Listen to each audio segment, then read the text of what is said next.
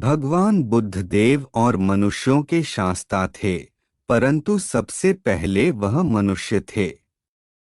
मनुष्य बढ़कर देवता बनता है, यह प्राचीन मान्यता थी। आज भी हम मनुष्यत्व के ऊपर देवत्व की बात करते हैं, परंतु बुद्ध ने इस क्रम को पलट दिया।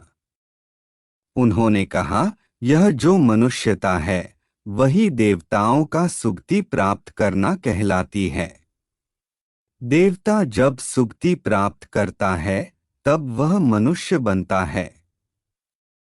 देवताओं में विलास है, राग, द्वेष, ईर्ष्या और मोह भी वहां है।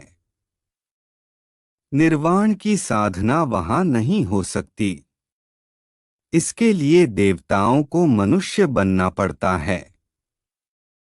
मनुष्यों में ही देव पुरुष का आविर्भाव होता है, जिनको देवता नमस्कार करते हैं। मानवता धर्म का उपदेश देने वाले बुद्ध स्वयं मानवता के जीते जागते रूप थे। यहाँ उनके जीवन से संबंधित कुछ प्रसंग दिए जाते हैं, जिनसे उनके व्यक्तित्व में बैठी हुई गहरी मानवता का दर्शन होता है। भगवान का परिनिर्वाण होने वाला है। रात का पिछला पहर है।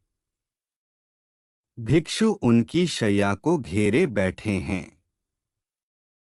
बुद्ध उन्हें उपदेश दे रहे हैं, कह रहे हैं, भिक्षुओं, बुद्ध धर्म और संघ के विषय में कुछ शंका हो तो पूछ लो। पीछे मलाल मत करना कि भगवान हमारे सामने थे, पर हम उनसे कुछ पूछ न सके। कोई शिष्य नहीं बोलता। भगवान 3 बार कहते हैं, पर कोई भिक्षु कुछ पूछने को नहीं उठता। भगवान को शंका होती है कि कहीं वे उनके गौरव का विचार करके पूछने में संकोच तो नहीं कर रहे। इसलिए वह कहते हैं, शायद भिक्षुओं, तुम मेरे गौरव के कारण नहीं पूछ रहे। जैसे मित्र मित्र से पूछता है, वैसे तुम मुझसे पूछो। बुद्ध अपने शिष्यों की समान भूमिका पर आ जाते हैं। उनकी यह विनम्रता मनुष्य धर्म की आधार भूमि है।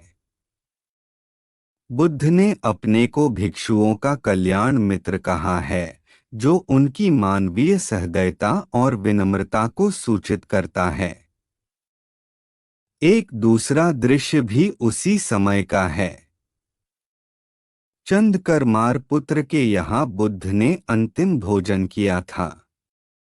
उसके बाद ही उन्हें खून गिरने की कड़ी बीमारी हो गई थी, जो उनके शरीरांत का कारण बनी। बुद्ध को उसके हृदय का बड़ा ध्यान था।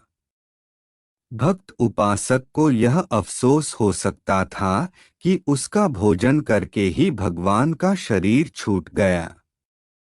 इसलिए आखिरी सांस लेने से पहले उन्होंने आनंद को आदेश दिया, आनंद, चंद्रकर्मार पुत्र की इस चिंता को दूर करना और कहना, आयुष्मान, तूने बड़ा लाभ कमाया कि मेरे भोजन को करके तथागत परिनिर्वाण को प्राप्त हुए। जिसके हृदय में अगाध करुणा थी, वह ऐसा क्यों न कहता।